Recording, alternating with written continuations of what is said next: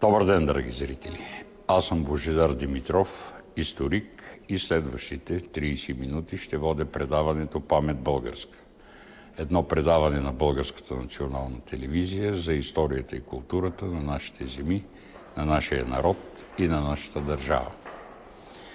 Темата на нашето предаване днес е продиктувана от публикуваните наскоро от екип на Българска академия на науките, който е работил по някаква чужда програма, за произхода на съвременния български народ.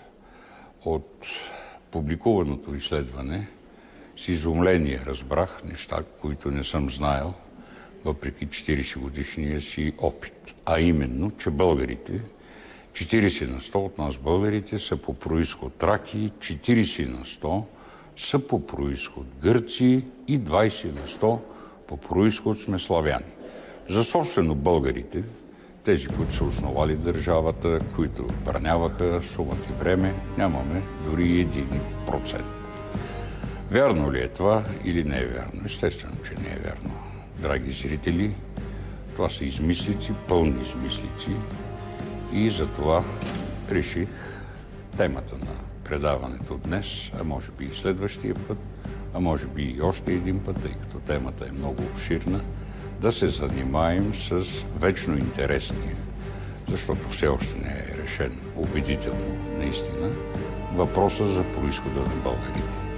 Това включва въпроса за прародината на българите, след това какви са те наистина по произход, към коя раса принадлежат, и най-накрая бита и цивилизацията на българите, и най-накрая техните държави. Тъй като българите не са основали само тази държава, поне още няколко държави в дългата си близо 25-26 вековна история.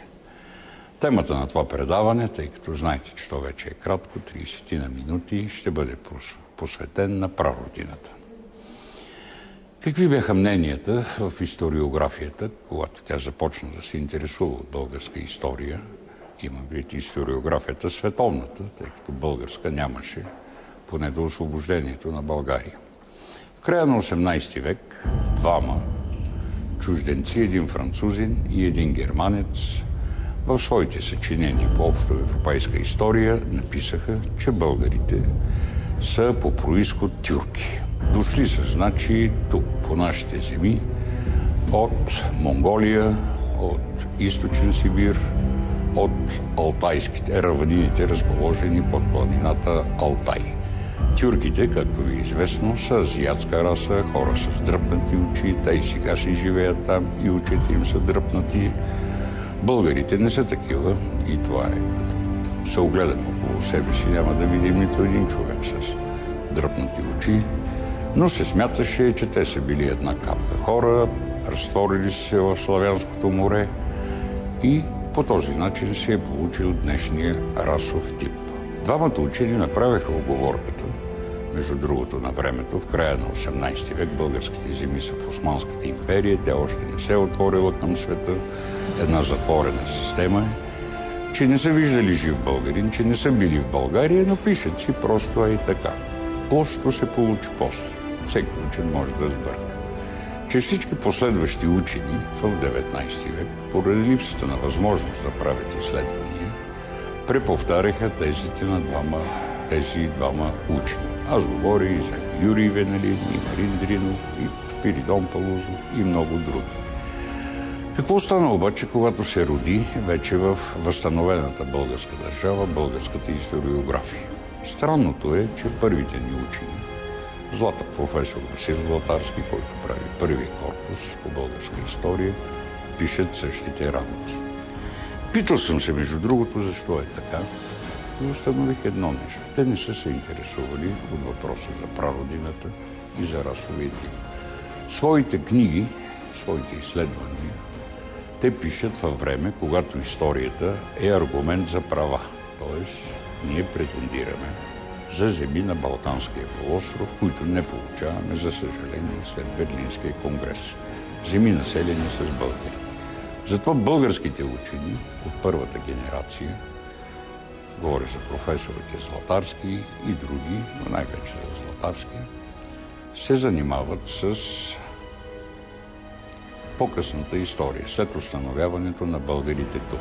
А за по-ранната история, за времето преди 681 година, те пишат това, което са писали учените преди тях. Преповтарят го.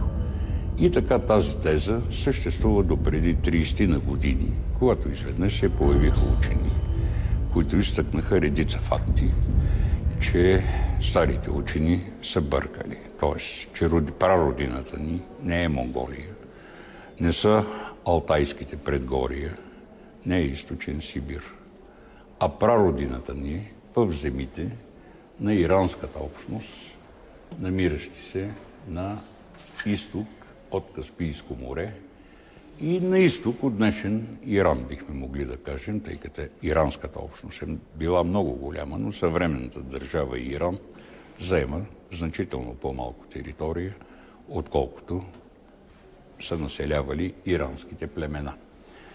Това е нашата прародина, наречена Балхара, и тази карта от Националния исторически музей, който установява само твърдо установени факти. Т.е. нанася в своята експозиция. Балхара, между другото, е име не само сходно с българското. По същия начин и сега някои народи наричат България. Спомнете си Леонид Брежнев, който казваше Хараша страна Балхария. Тоест името, което идва от старите ирански, индийски и арменски и други ръкописи. Тези земи днес се отъждествяват с предгорията и равнините на северен Афганистан и на южен Таджикистан, ако мога така да се изразя. Те са непосредствено под планинската верига на Хималаите. Българите, между другото, винаги са се стремяли да се установят не само в равнини, но и в близост до планини, от които черпят руда, от които черпят камък за своите крепости и градове, в които се прибират при вражеско нашествие. Ето това значи е Балхара в предгорията на планините Хималаи, най-високите планини в Европа, т.е. в света. Какво става с българите? Какво знаем за тях? Откровено казано, малко знаем. Твърде малко, защото и ръкописите не са чак толкова много, в които се споменават имената на българите. Истината е, че българите, поне от това, което ни се представя, са един високо урбанизиран, още тогава цивилизован народ, който има свои каменни градове, който има много мощна икономика и изключително силна армия, с която успява да отблъсква враговете си. Само тях не е покорил Александър Македонски. След дълги опити да ги покори, те са го разбивали няколко пъти, в резултат на което той е тръгнал на мирно споразумение. Нещо много интересно. Оженил 10 000 от своите войници за 10 000 балхарски девойки. Това, между другото, през средните векове ще се използва като аргумент за връщането на българите на Балканския полуостров. Тоест, потомците на войните на Александър Македонски се връщат, за да вземат земите си. Има такива хватки в средновековието и кръстоносците, за да оправдаят превземането на Константинопол, казват, че по происход западноевропейците били троянци и се връщат, за да вземат земите си, взети на сила от тях някога от гърците. Как става така обаче, че българите се устремяват на запад? Всеки народ, особено високо цивилизованите народи, които са решили своите проблеми, имат твърде много деца, демографски нарастват и затова се мъчат да овладеят нови територии, понякога твърде далечни от тяхната родина. Спомнете си древните гърци, които в техните малки градове, държави демографски много бързо се разширяват. Затова древните гърци си определят един контингент от хора, тръгват с кораби на някъде, предварително са постигнали споразумение с местните племена или, ако са по-близо до родината майка, със сила завоюват територии и там си правят не колонии, както е в модерната епоха, а нови държави. По същия начин се смята, че и българите в един прекрасен момент са излъчили един голям контингент от хора, за разлика от малките гръцки градове държави. Те могат да отделят 100, 200, 300 хиляди души и да тръгнат на запад търсене на нова родина. Смята се, че българите са минали именно през днешните ирански земи, от прародината Балхара до Кавказските планини. Ето тук между Черно и Каспийско море се простират Кавказските планини, които между другото са две големи вериги, а по средата има много хубави плодородни полета. Смята се, че българите точно там са основали втората си държава. Кога е станало това? Това е станало вероятно някъде в 2-1 век преди новата ера. Тук българите вече се забелязват и от арменските хронисти, които са възхитени от тях. Казват, че са станали техни съюзници и заедно воюват с други народи и че българите са единствените, които имат висока цивилизация и имат каменни градове. Точно така пише един арменски хронист. Българите са единствените между околните на наш народи, които имат каменни градове. От тук българите започват да се разширяват и достигат, тъй като това са степи, днешните руски степи, овладяват всичко до Азовско море, до тази река. Оттам нататък вече влизат във връзка с Византийската империя и помагат, много често и помагат в войните срещу готите. Знаете, че са почнали варварските нашествия и тези варварски нашествия са довели до там, че Римската империя, или по-точно Източната Римска империя, която ние познаваме под изкуственото име, то е научно име, Византия, тя никога не се е наричала така Византия, нарича се Римска империя, българите им помагат. Смята се, че за първи път са стъпили в Европа през 384 година в резултат на договор на император Зенон, с който той ги повикал, за да се сражава с готите. Тогава се отбелязват и в последствие две големи български общности – кутригури и утигури. Тези племена или народи е по-правилното име, гърците нямат име за племе, те казват генус народ, вероятно са имали две български държави, които за съжаление някъде в началото на 6 век влизат в спорове помежду си, взаимно ослабват и са покорени именно от тюрките, от тюркския хаганат. Тюркския хаганат, който наистина се развива на изток, се е прострял и създава една огромна държава между Волга и Черно море. Но това не е било робство в съвременния смисъл на думата. Просто държавните ръководители на българските племена просто признават властта на тюркския хаганат, запазвайки своите постове, запазвайки и своята власт. Власт малко по-голяма от тази на областни управители, речем, но все пак власт. Как българите стигат до тук?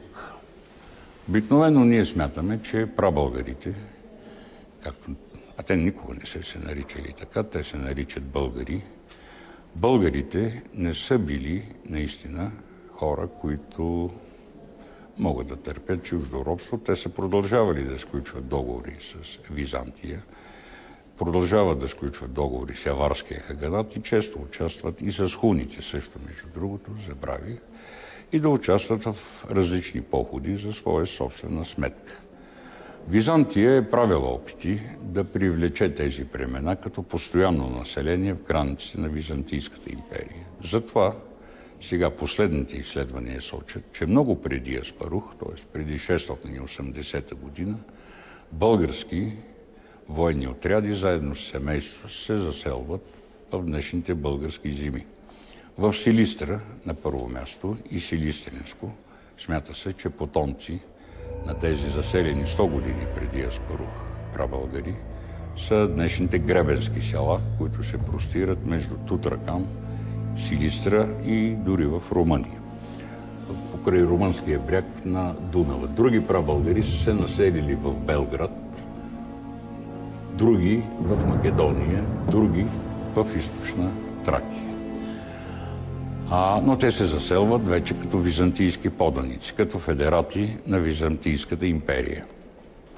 Голямото заселване става в резултат на драматични събития, свързани с ръководителя на едно от българските племена, на племето Оногундури, Канко брат.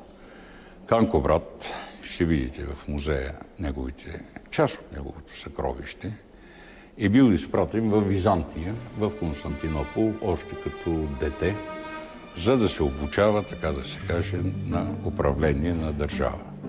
Той е бил отглеждан в императорския двор, император Иракли, с който са станали големи приятели, с жена му Мартина, с децата му. След близо 4-вековно престояване в Византия, след приела и християнство, заедно с съпровождащото го свита от млади благородници, Канко брат най-неочаквано заминава на север, където се обявява за ръководител на самостоятелна, независима българска държава. Аз определено мисля, че това е един българо-византийски проект на двама държавни мъже, които са се разбрали северната граница на Византия да бъде прикрита от една силна и приятелска българска държава. Канко брат много бързо успява да овладее голяма част от евразийските степи и да създаде държава, която византийските автори наричат Велика България. Велика България се е простирала от Карпатите, ето тук са Карпатите, до река Волга. Именно затова се нарича Велика България. Неправилни са тези мнения, които чертаят една малка България тук в Донско-Кубанските и Днепърските степи, тя в никакъв случай не би могла да бъде наричана от византийските автори Велика или Голяма България. Голяма България е била точно това. Обикновено се смята, че тази България е била унищожена от хазарския хаганат, а оцелелите българи са се спряли в тръстиките на брега на Дунав. Това не е вярно.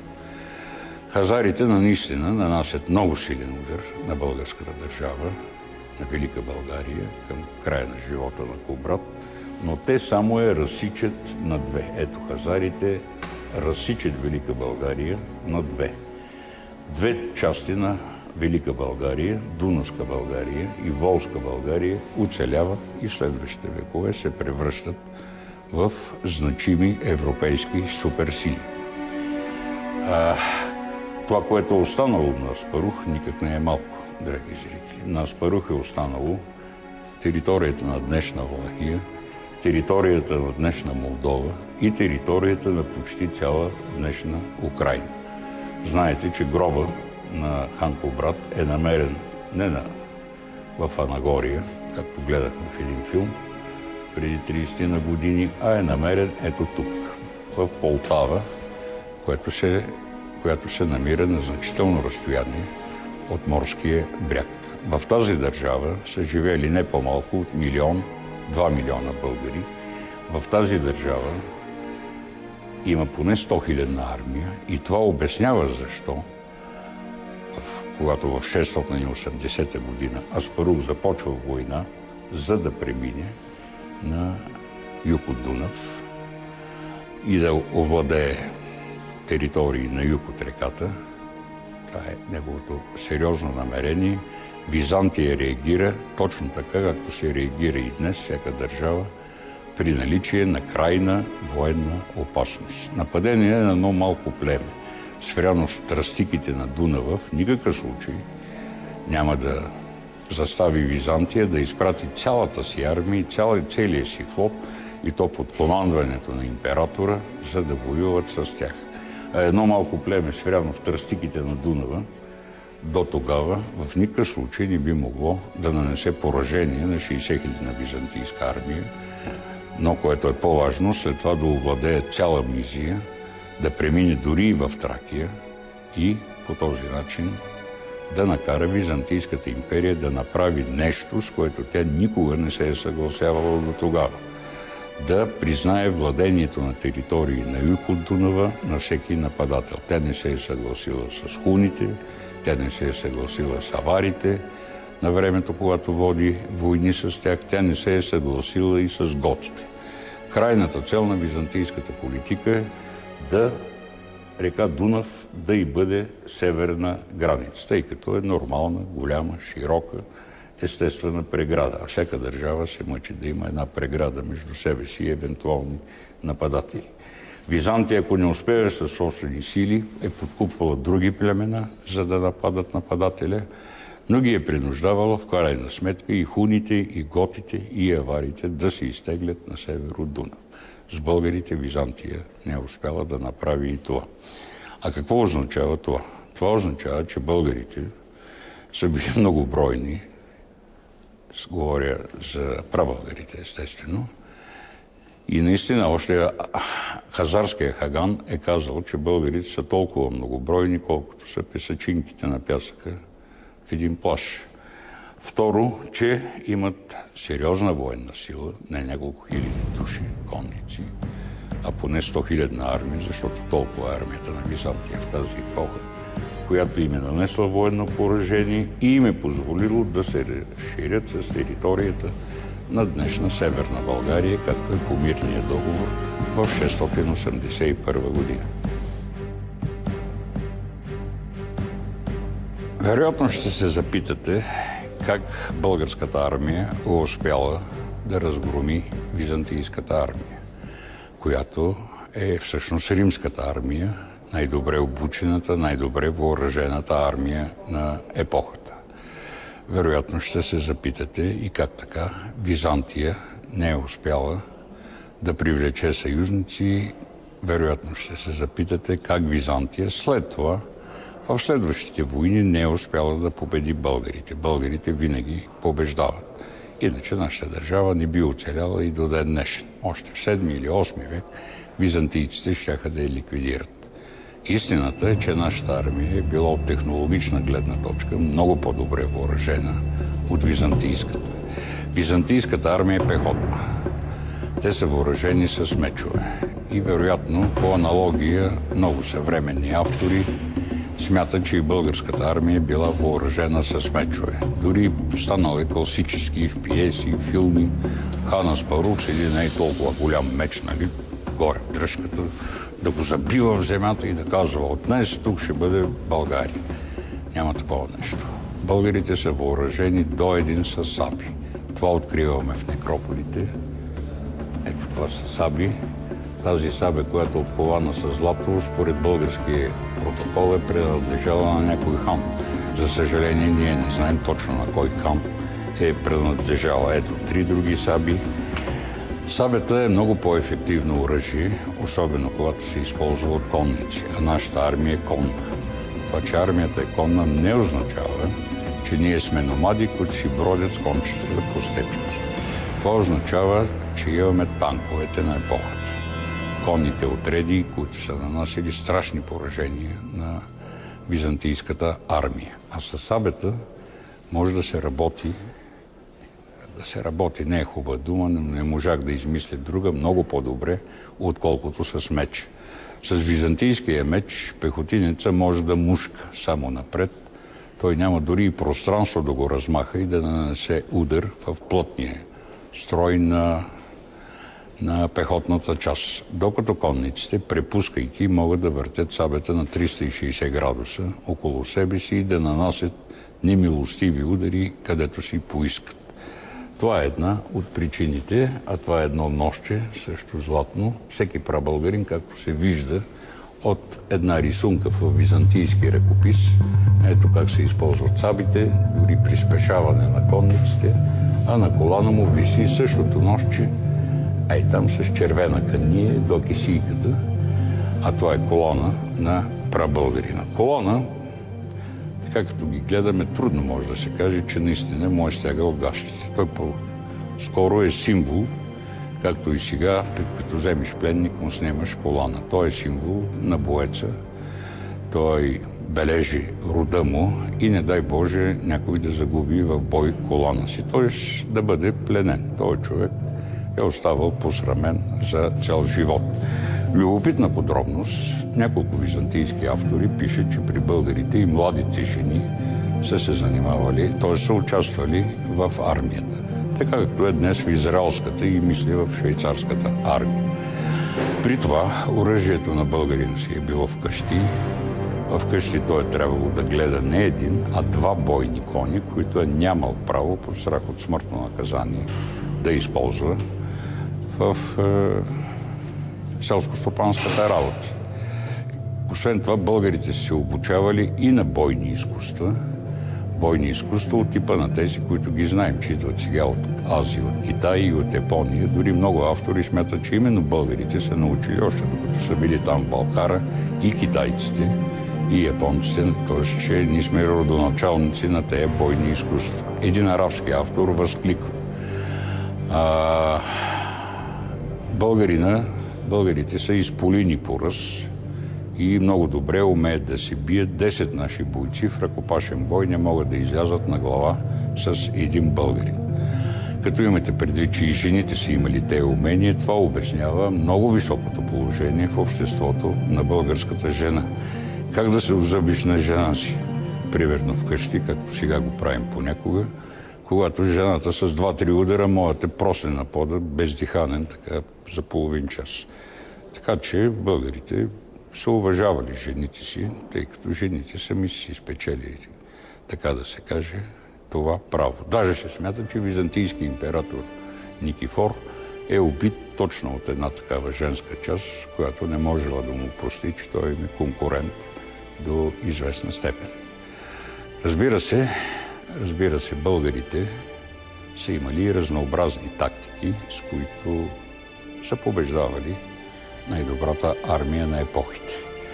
Те много често използват, пишат засадата. Конна част измъква византийците в диво преследване, след което изведнъж се обръща, налита върху тях, а по фланговете, защото българите са ги вкарали в капан, по фланговете ги атакуват други български части, които византийците не са забелязали.